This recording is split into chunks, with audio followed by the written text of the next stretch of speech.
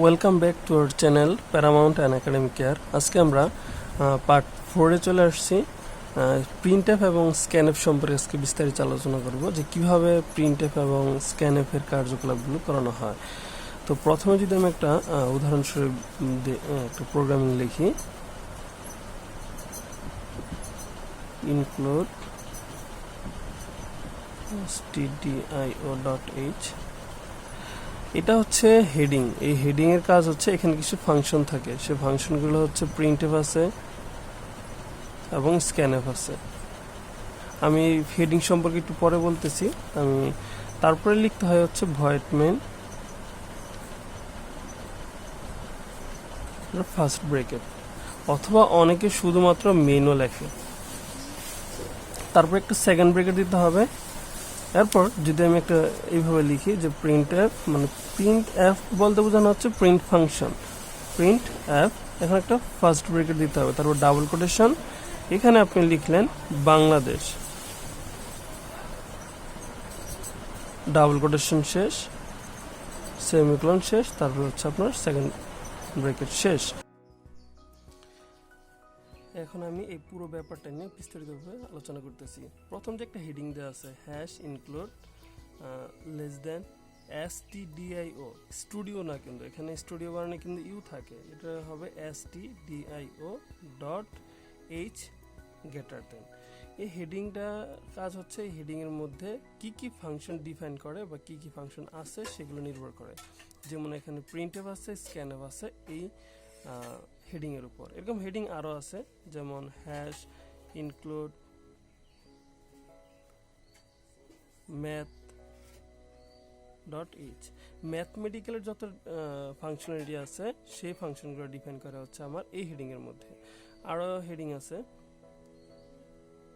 Include conio.h, conditional মূলক যে ধরনের ফাংশনালিটি আছে সেই ফাংশনগুলো আমার এইখানে মানে এই হেডিং এ ডিফাইন করে।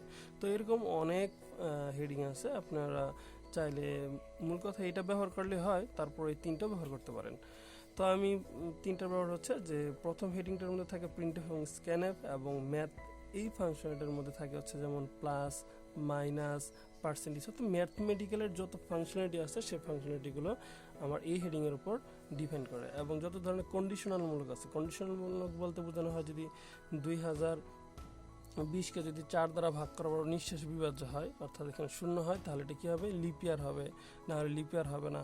বা কোনো একটা সংখ্যাকে যদি আপনি 2 দ্বারা ভাগ করার পর ভাগশেষ যদি শূন্য হয়, ভাগশেষ যদি শূন্য হইতো তাহলে হয়তো জোড় সংখ্যা, আর ভাগশেষ 1 হলে বিজোড় সংখ্যা। এই ধরনের যে ডিফাইন অর্থাৎ কন্ডিশনমূলক প্রোগ্রামিং আছে, সেক্ষেত্রে আমরা এখানে এই হেডিংটা ব্যবহার করতে পারি।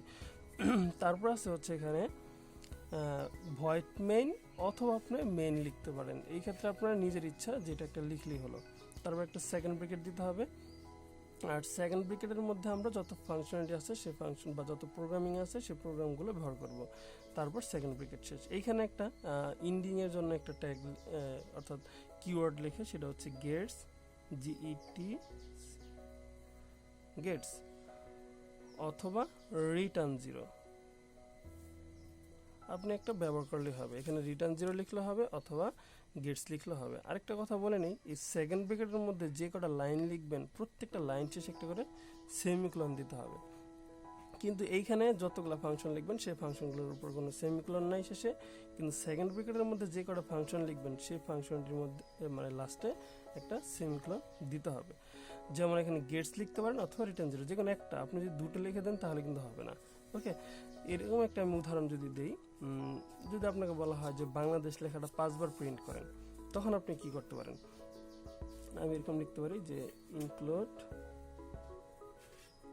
stdio.h, যেহেতু আমার এখানে ম্যাথমেটিক্যাল নেই এবং কন্ডিশনাল শর্তমূলক নেই, যেহেতু সিম্পল একটা প্রোগ্রামিং বলা হচ্ছে যে বাংলাদেশ লেখাটি 5 বার প্রদর্শন করো, তাহলে তার জন্য আমি একটা হেডিংয়ে দিলাম। বা আমি যদি 3টা হেডিংয়ে দিতাম তার জন্য আমার কোনো প্রবলেম ছিল না। তারপর আমি লিখলাম কি ভয়েড মেইন, এরপর একটা সেকেন্ড ব্রেকেট। এখন আমি কি করতে পারি, প্রিন্টএফ, এই প্রিন্টএফ এর ডাবল কোটেশনের মধ্যে যা লিখবেন তাই আউটপুট শো করবে। লিখলাম বাংলাদেশ, আবার লিখলাম প্রিন্টএফ বাংলাদেশ, আবার লিখলাম প্রিন্টএফ বাংলাদেশ,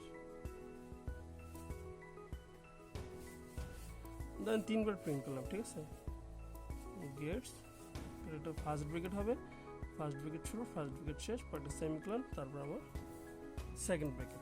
আমি মোটামুটি এটা বোঝাতে চাচ্ছি যে প্রিন্ট এফের কাজ কি। প্রিন্ট অ্যাপ লিখতে হবে, প্রিন্ট অ্যাপ মানে প্রিন্ট ফাংশন, পরে একটা ফার্স্ট ব্র্যাকেট দিতে হবে, ফার্স্ট ব্র্যাকেটের মধ্যে ডাবল কোটেশনের মধ্যে আপনি এখানে যা লিখবেন আপনি এখানে আউটপুটে শো করবে, আর মানে প্রদর্শন করবে।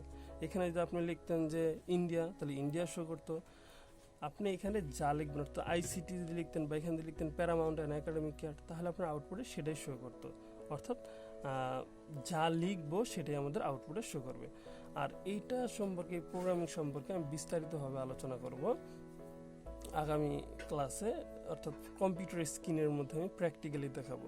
তো আগামী ক্লাসে থাকার জন্য আমাদের চ্যানেলটাকে সাবস্ক্রাইব করবেন এবং পাশে বেল আইকনটা প্রেস করবেন। এতে কি হবে, আমাদের পরবর্তী ক্লাসগুলো আপনি পেয়ে যাবেন। তো আমি বাংলাদেশ লেখাটা 3 বার প্রদর্শন করছি, এই জন্য বাংলাদেশটা 3 বার লিখতে হলো। এই প্রোগ্রামিংটা কিন্তু আমি চাইলে আরেকভাবে করতে পারি। যেমন এখানে আমি include stdio.h void main second bracket. এখন আসি আমি ডাটা টাইপ সম্পর্কে একটু আলোচনা করি। ডাটা টাইপের প্রথমে যদি আমি এখানে বোঝাতে চাই, সেই ডাটা টাইপগুলো হলো, প্রথমে 1 নম্বর যেটা আছে সেটা হচ্ছে ইন্টেজার। আমি গত ক্লাসে এগুলো সম্পর্কে বুঝিয়েছিলাম। ইন্টেজার যেটা সি প্রোগ্রামিংয়ে আইএনটি দ্বারা প্রকাশ করে, অর্থাৎ আইএনটি মানে হচ্ছে আমি ইন্টেজার লিখলাম, অর্থাৎ ইন্টেজার মানে হচ্ছে পূর্ণ সংখ্যা, অর্থাৎ 0 থেকে 9 পর্যন্ত, বা একটা উদাহরণস্বরূপ দেয় যে 501, এটা হচ্ছে একটা পূর্ণ সংখ্যা। ওকে, তো এই ধরনের যে পূর্ণ সংখ্যাগুলো আছে সেই পূর্ণ সংখ্যার ক্ষেত্রে আমরা ইন্টেজার ব্যবহার করব। তারপর নাম্বার 2-তে আছে হচ্ছে ফ্লোটিং পয়েন্ট।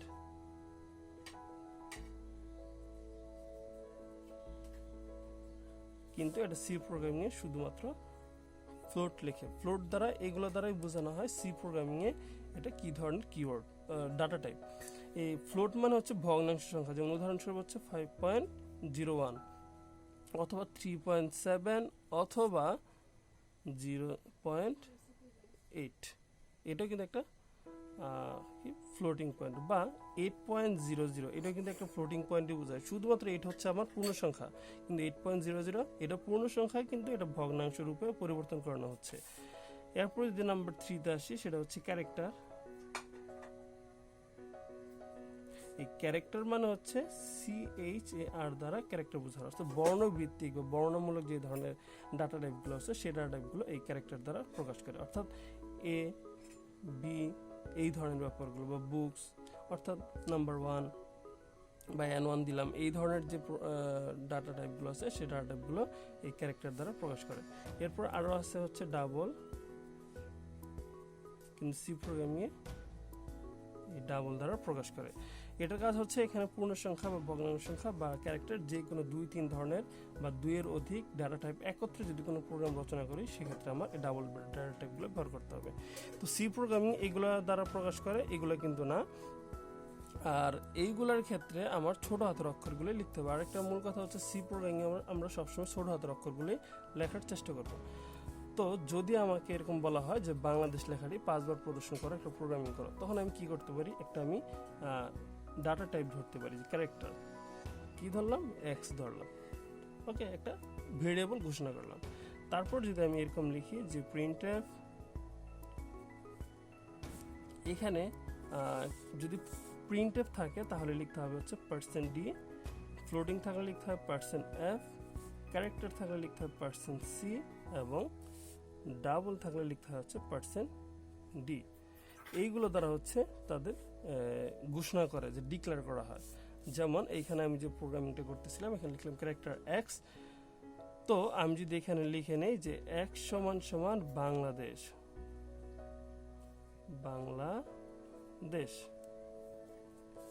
তার মানে আমি কি বুঝতে যাচ্ছি যে একটা আমি ভেরিয়েবল ঘোষণা করলাম ক্যারেক্টার অর্থাৎ বর্ণনামূলক কোন একটা ভেরিয়েবল ধরবো, তারপর এক্স ধরলাম সেই ভেরিয়েবলটা, আর সেই ভেরিয়েবল সম্পর্কে লিখলাম যে এক্স ইকুয়াল টু বাংলাদেশ। এখন আমি প্রিন্ট এফে বাংলাদেশটা বারবার লিখতে হবে না, এখন আমার কীভাবে লিখতে হবে হচ্ছে %c double quotation comma x.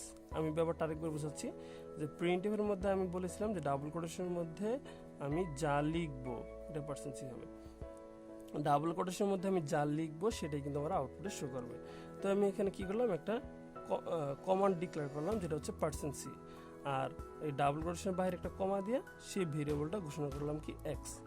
তো এতে কি হবে, আমি যে এক্স এর মানটা ভেরিয়েবল হিসেবে ঘোষণা করছি, এক্স এর মানটা ছিল কি বাংলাদেশ, তো বাংলাদেশ লেখাটা এখানে এসে অর্থাৎ %c এর জায়গায় আউটপুটে প্রদর্শন করবো, অর্থাৎ এই এক্স এর মানটা %c এর জায়গায় বসবে।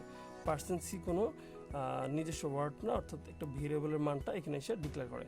তাহলে আমার আউটপুটে কি হবে, বাংলাদেশটা বারবার শো করবে। এখন আমি যদি বারবার এরকম লিখি যে print f %c double quotation comma x, অর্থাৎ ওই শো করবে print f %c double quotation comma x. তাহলে আমার এই প্রিন্ট এফটা এইভাবে যদি 5 বার লিখি তাহলে 5 বারই আমার শো করবে। তারপর ফাইনালি আমার একটা ইনটেক হচ্ছে গেটস, বা আমি এখানে 3 বার লিখে দেখালাম। যদি আমি এরকম টাইপের একটা আমি প্রোগ্রামে আপনাকে করে দেখাই তাহলে আপনি বুঝতে পারবেন। দুটি সংখ্যা দেওয়া থাকে যে 5 এবং 7, এই দুটো সংখ্যা যোগ করো। এই ক্ষেত্রে আমরা প্রোগ্রামিংটা কিভাবে করতে পারি, যে হ্যাশ ইনক্লুড stdio.h, এরপর আমরা এখানে একটা ম্যাথ হেডিংটা দিতে পারি, কারণ আমাদের ম্যাথ ফাংশনালিটিগুলো অবশ্যই প্রয়োজন। তবে অ্যাডভান্স লেভেলের যে ইন্টারপ্রেটারটা আছে সেই ইন্টারপ্রেটারে স্টুডিও এই হেডিংটা ব্যবহার করলে হয়, কারণ তার মধ্যেই সকল ফাংশনালিটিগুলো পেয়ে যায়। তবে রুলস অনুযায়ী এটা লেখা উচিত। তারপরে আমাদের লিখতে হবে ভয়েড মেইন, তারপরে কি করতে হবে, একটা সেকেন্ড ব্র্যাকেট। এই ক্ষেত্রে আমরা কি করতে পারি, যে আমরা এখানে একটা ডাটা টাইপ ডিফাইন করতে পারি। ডাটা টাইপটা কি, ইন্টিজার, যেহেতু আমরা এখানে 5 এবং 7 আমরা যোগ করব। এই 5 এবং 7 যোগ করার জন্য আমরা এখানে একটা ইন্টিজার ব্যবহার করতে পারি, সেটা লিখলাম কি সাম। ওকে, তারপর লিখলাম কি সাম ইকুয়াল 5 এবং 7। এরপর কি হলো, প্রিন্ট এফ, অবশ্যই এখানে 5 এবং কমা দিতে হবে না, 5 যোগ 7 দিতে হবে, তারপর একটা সেমিকোলন। তারপর প্রিন্ট এফে কি করতে হবে, ডাবল কোটেশন, এখানে লিখতে হবে %g। আমিও যে একটু আগে বলেছিলাম আগামী ক্লাসে যে এখানে একটু আগে বলা হয়েছিল যে ইন্টিজার থাকলে %d, ফ্লোটিং পয়েন্ট থাকলে %f এবং ক্যারেক্টার থাকলে %c এবং ডাবল থাকলে %d ব্যবহার করতে হবে। তো সেই রুলস অনুযায়ী যেহেতু আমাদের এটা ইন্টিজার, আর ইন্টিজার বিধায় এখানে আমরা এই যে ইন্টিজারটা লিখছি অর্থাৎ পূর্ণ সংখ্যা লিখেছিলাম, এই জন্য আমাদের এখানে লিখতে হবে %d ডাবল কোটেশন, তার মানে %d এর মানটা আসবে কোথা থেকে, সাম থেকে, অর্থাৎ এই সামের মানটা কোথায় আসবে, এইখানে এই ডাবল কোটেশনের মধ্যে এখানে চলে আসবে। তারপর আমাদের শেষ। কিন্তু যদি আমাদের এরকম একটা প্রোগ্রাম থাকে, এটা আরেকভাবে কিন্তু রচনা করা যায়। অর্থাৎ এখানে আমি লিখলাম যে ইন্টিজার a b এবং একটা সাম নিলাম, অর্থাৎ এবার 3টা আমি ফাংশন ডিফাইন করলাম। এক্ষেত্রে আমি প্রথম নিয়ে নিলাম যে a সমান সমান 5, b সমান সমান 7 এবং সামের ক্ষেত্রে আমি কি করলাম, a প্লাস b। এখানে একটু খেয়াল করেন তাহলে বুঝতে পারবেন যে আমি এখানে ইন্টিজার ডাটা টাইপটা ডিক্লেয়ার করার ফলে a b এবং সামের মান তিনটাই কিন্তু পূর্ণ সংখ্যা বসাতে হবে। তো কেমন হলো যে এর মান আমি ধরলাম 5 এবং b এর মান ধরলাম আমি 7। তো এখন এই দুটো মান আমার, অর্থাৎ এর মান 5 এবং b এর মান 7 হওয়ার ফলে আমি যখন এখানে সাম equal to a plus b লিখলাম, অর্থাৎ এর মান আমার 5 ছিল এবং b এর মান 7, এই দুটো যোগ হয়ে অর্থাৎ 12 আমার কিন্তু সামের মানটা ফলাফল হিসাবে এই ভেরিয়েবল হিসাবে ডিক্লেয়ার করা হবে। যখন আমি এখানে প্রিন্ট লিখব, প্রিন্ট এফ ডাবল কোটেশন, এখানে লিখলাম কি %d ডাবল কোটেশন শেষ কমা, এখানে লিখলাম কি সাম। তাহলে আমার কি হলো, এই সামের মান অর্থাৎ যে রেজাল্টটা, সেই রেজাল্টটা কোথায় চলে আসবে, আমার %d এর জায়গায়, অর্থাৎ উত্তরে আমার কিন্তু এই 12 হিসাবে আমার দেখাবে। অথবা তো আপনি যদি এরকম চাইতেন যে প্রিন্ট এফ যদি এরকম লিখতেন যে %d, এখানে যদি আপনি এর মানটা দিতেন তাহলে কিন্তু শুধুমাত্র আপনার আউটপুটে কিন্তু এর মান যে 5 সেটাই কিন্তু আপনি দেখাতো। আপনি যদি এখানে বি লিখতেন তাহলে কিন্তু বি এর মানটা আপনি আউটপুটে দেখাবে। ওকে, তো আশা করি বুঝতে পারছেন ব্যাপারটা, যে প্রিন্ট এফ আর স্ক্যান এফের যে ব্যবহারটা। তো আমি আগামী ক্লাসে যে কম্পিউটার স্ক্রিনের প্র্যাকটিক্যালি ব্যাপারটা বুঝাবো। তো আগামী ক্লাস পর্যন্ত আপনি আমাদের চ্যানেলে বা আমাদের সাথেই থাকবেন। আজকে এই পর্যন্তই, ভালো থাকবেন, সুস্থ থাকবেন।